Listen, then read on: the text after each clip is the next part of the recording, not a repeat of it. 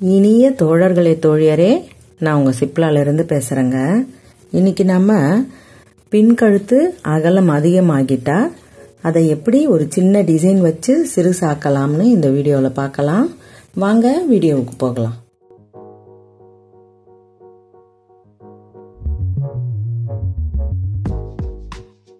இப்ப பின் கழுத்து ரொம்பவே அகலம் அதிகமாகும் பொழுது நமக்கு பலவேறு பிரச்சனைகள் இதுல வரும். எப்பவுமே கழுத்து பெருசாகும் பொழுது அதன் மூலமா கூட ஷோல்டர் வடிகிறதுக்கு வாய்ப்பாயிடும். இப்ப நம்ம இந்த பின் கழுத்தை எப்படி சின்ன சின்ன அட்ஜஸ்ட்மெண்ட் பண்ணி கூட சில பேர் செய்வாங்க.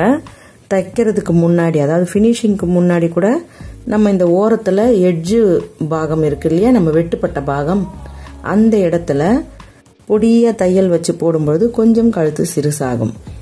சிலர் இந்த மாதிரி ஷோல்டர்ல இப்படி கொஞ்சம் பிடிச்சுப்பாங்க. இதெல்லாம் சின்ன சின்னதா செய்யறது. ரொம்பவே பெருசாகிடும் பொழுது அதுக்கு ஒரு சரியான தீர்வு இருக்கு. அதுக்கு நம்ம பின் கழுத்தை சரியான இடத்த, நடுபாகத்தை எடுத்துக்கணும். ஷோல்டரை கரெக்டா வச்சுட்டு இந்த இடத்துல நம்ம ஒரு சின்னதா டாட் பிடிக்க போறோம். இந்த நீங்க பிடிக்கக்கூடிய டாட்டு சுற்றளவை எந்த விதத்திலையும் பாதிக்காத மாதிரி இருக்கணும். நம்ம மொத்தமா நிறைய பிடிச்சிட்டோம்னா இங்க உங்களுக்கு சுற்றளவுல அது ரொம்ப கஷ்டமாயிடும் போடுறதுக்கு. அதனால நீங்க பிடிக்க போறது 1 இன்ச் அப்படின்னா மடிப்புல நீங்க 1/2 இன்ச் பிடிச்சா போதும். அந்த பிடிக்கிறத கூட நீங்க ரொம்பவே பெரிய அளவுல, அதாவது ரொம்பவே ஆழம் அதிகமாலாம் பிடிக்க வேண்டாம். கொஞ்சமா நீங்க இங்கே பிடிச்சுக்கோங்க. நீங்க இங்கிருந்து ரொம்ப தொலைவு வரும் பொழுது இங்க பிடிக்கக்கூடிய துணியும் உங்களுக்கு சுற்றளவுல டிஸ்டர்ப் ஆகும். அதனால இங்கிருந்து ஒரு 2 இன்ச்சுக்குள்ளாகவே இந்த இடத்த அளந்து ரொம்பவே கத்தி மாதிரி கிராஸா கோடு போட்டு இந்த இடத்துல பிடிச்சுக்கோங்க. மேல் பக்கத்திலேயே பிடிச்சுக்கலாம்.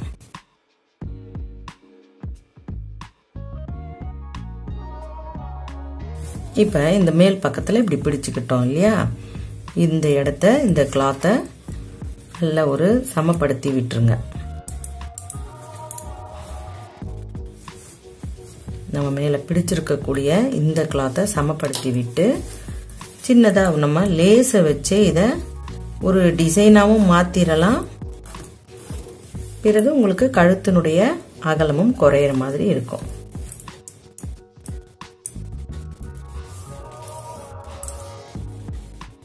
இப்போ இந்த நுனியை நம்ம இந்த மாதிரி மடிச்சு வச்சுட்டு இந்த பிடிச்சிருக்கோம் இல்லையா, இந்த பாகத்துல இந்த ஓரத்துல நம்ம இப்படி வச்சு வி மாதிரி வைக்க போறோம்.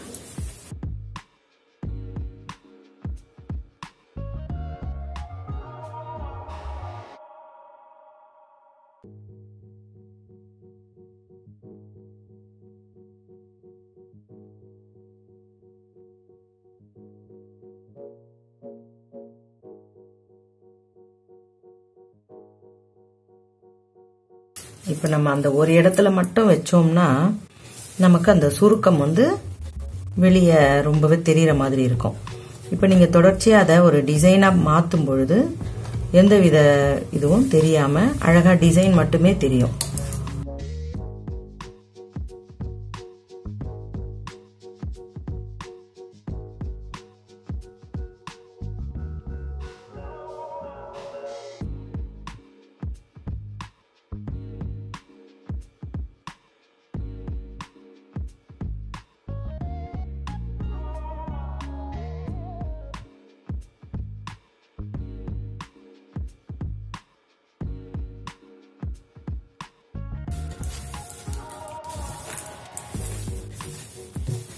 இப்ப நம்ம அப்படியே இந்த பக்கத்துக்கும் தொடர்ச்சியா இந்த லேஸை வச்சிடலாம்.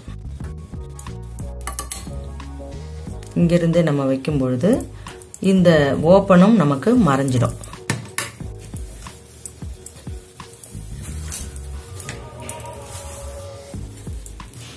நான் இப்படி இருந்து இடது பக்கத்துல இருந்து இப்படியே கீழே கொண்டு வலது பக்கத்துல முடிச்சிடுறேன்.